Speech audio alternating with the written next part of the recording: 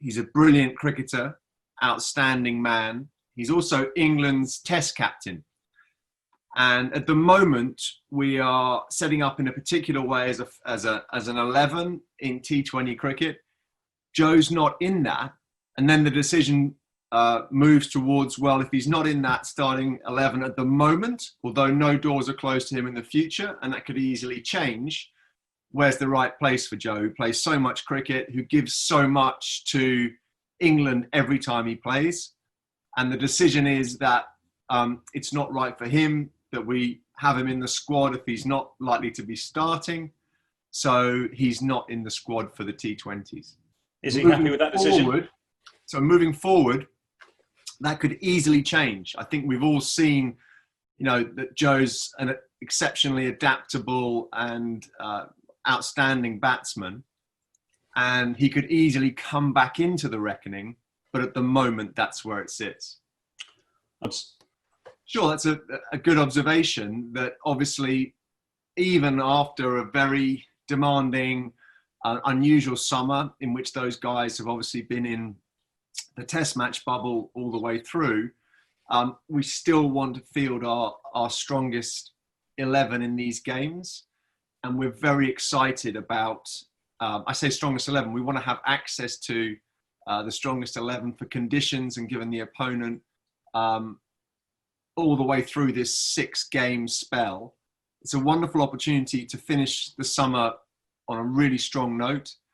And after all the hard work that everyone's put in behind the scenes, administrators, coaches, captains, players, we feel it's a really great opportunity to finish the summer strongly against, obviously, Australia. And there's no more iconic rivalry in cricket, as we all know, than England against Australia. Just on Ben Stokes said, was he simply in no frame of mind to play? Sure. So Ben, after conversations with Chris Silverwood, Ben wasn't considered for selection for this spell of the summer. Yeah, sure. So first of all, David Willey has performed really creditably for England for a number of years. It was a very tough decision to leave David out of the World Cup squad. That was something that was not done at all lightly. Huge amount of analysis and thinking went into that decision.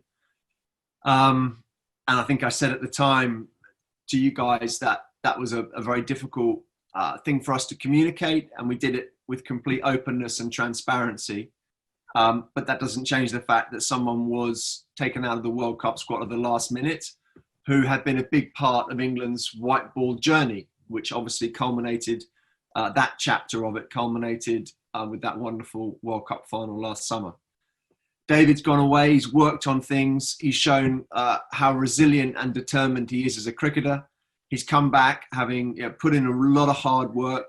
I think he's also talked about how he felt refreshed going into this season, and that's been reflected in some very strong performances, including against Ireland.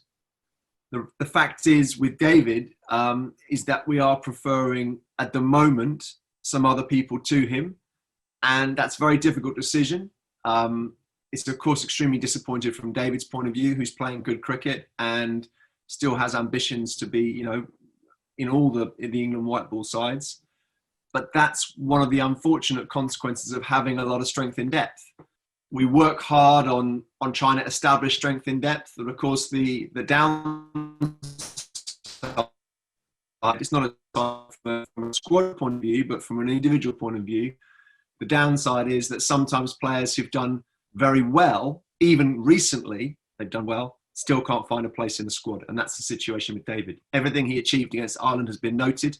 His performances over a number of years, of course, are well understood by the selectors.